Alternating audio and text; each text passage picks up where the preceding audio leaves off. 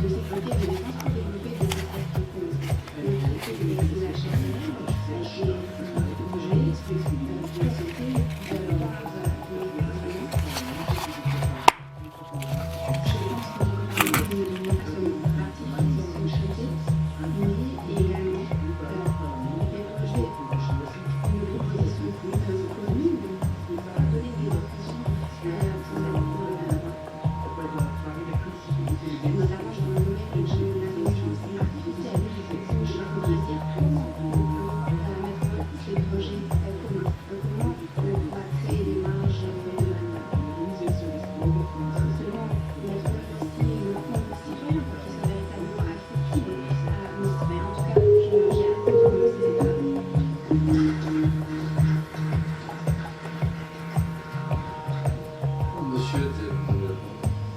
Merci beaucoup, Monsieur le Président. Messieurs les Présidents, mes chers collègues allemands et français, aujourd'hui est un grand jour. Cette première réunion de l'Assemblée parlementaire franco-allemande est l'occasion de saluer ce qui a été fait, mais aussi de dresser les grandes lignes du travail à venir. Ce qui a été fait au cours des dernières décennies en faveur de la coopération franco-allemande est très important et reste un acquis précieux pour aller désormais plus loin encore. En effet, en 1963, le traité de l'Élysée s'inscrivait pleinement dans la volonté d'une réconciliation franco-allemande et le symbole d'une double signature entre la France et l'Allemagne était une symbolique annonciatrice de la dynamique réelle et très positive qui s'en est suivie, et nous sommes indiscutablement les héritiers. La famille politique s'inscrit sans ambiguïté dans cette époque et de cela dans laquelle nous avons évidemment soutenu sans réserve l'accord parlementaire franco-allemand signé ce jour par vous deux, messieurs les présidents. En fait, c'est ceux qui ont œuvré pour que cela devienne une réalité. Les questions que se posent nos concitoyens lorsqu'on leur parle de cet accord de coopération parlementaire entre la France et l'Allemagne sont les suivantes. Est-ce bien utile? Est-ce que cela apportera quelque chose de plus à l'édifice déjà existant? Après tout, pendant plus d'un demi-siècle, le traité de l'Élysée a bien fonctionné et son contenu était très simple. La création de l'Office franco-allemand pour la jeunesse pour intensifier les échanges entre les jeunes de nos deux pays, l'affirmation solennelle de la volonté de coopérer le plus étroitement possible dans un vaste champ allant de la politique économique aux affaires internationales et à la défense, et enfin la mise en place d'un calendrier fixant des rencontres fréquentes et régulières entre les responsables gouvernementaux de nos deux pays. Il s'en est suivi une pratique très utile de concertation quasi-permanente entre les gouvernements allemands et français qui a permis, dans bon nombre de cas, des rapprochements de nos positions qui étaient a priori différentes entre la France et l'Allemagne et bien entendu au-delà à l'émergence des compromis européens. Et il faut bien dire que de ce point de vue, le traité franco-allemand signé à Aix-la-Chapelle rajoute certes de nouvelles domaines de coopération, mais sa portée nouvelle semble minable ce qui a déjà été construit grâce au traité de l'Élysée. L'ambition aurait pu être plus grande.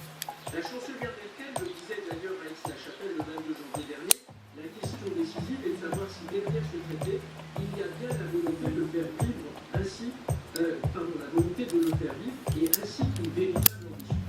En tout cas, une chose est sûre, et c'est pourquoi je tiens vraiment à rendre hommage au travail réalisé par nos deux parlements et à leurs présidents. Oui, il y a ici bien la volonté de faire vivre un véritable travail parlementaire franco-allemand, et cela, c'est bien nouveau et mérite d'être clairement salué et souligné. Nous le savons bien, la coopération franco-allemande en Europe a souvent été le théâtre de conflits d'intérêts et d'idées. Et parfois même, la nature des problèmes de politique intérieure a bloqué la recherche de solutions communes. Cette situation n'a pas changé, comme on atteste encore une récente déclaration de la présidente de la CDU.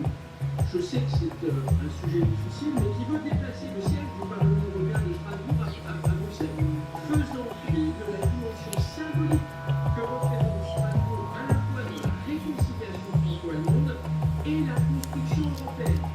Il sera de notre devoir, chers collègues, ici au sein de cette assemblée parlementaire franco-allemande, d'œuvrer par ce que l'on peut appeler la diplomatie parlementaire, pour que Strasbourg reste bien le siège du Parlement européen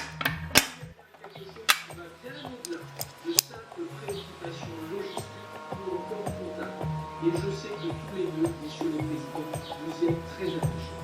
Bien entendu, ne soyons pas naïfs. Les différences sont perdurées entre la France et l'Allemagne. Mais la vraie richesse est ailleurs. Elle est dans notre capacité à développer une intelligence collective pour gérer ces différences. La construction européenne a été et continuera à être possible aussi longtemps que la France et l'Allemagne seront capables de gérer ces différences en amont et d'éviter qu'elles ne deviennent un frein à la construction d'un véritable destin commun. Ceci étant, la crise de l'euro, la mise en évidence, la pression politique rend les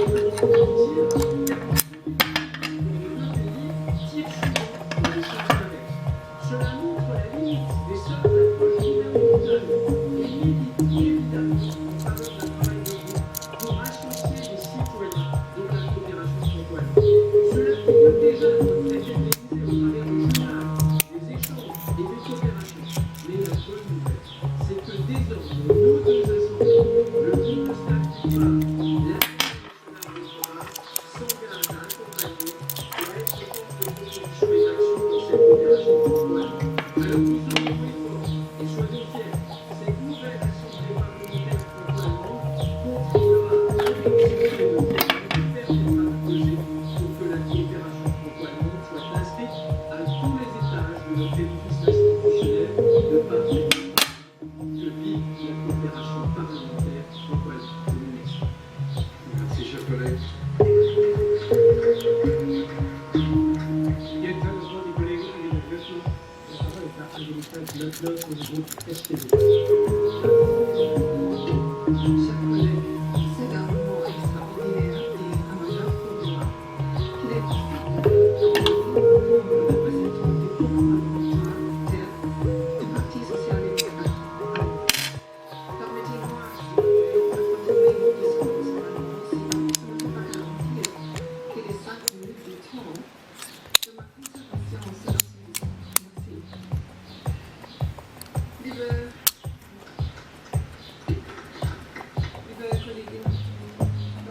Chers collègues, l'amitié franco-allemande n'est pas seulement une bonne relation entre nos deux voisins, c'est bien plus que ça. C'est la preuve qu'il est possible de faire d'anciens ennemis des amis. C'est une communauté stable et pérenne dans la communauté internationale. C'est la base de la paix et de la prospérité pour les deux pays, et c'est l'épine dorsale de l'Union européenne.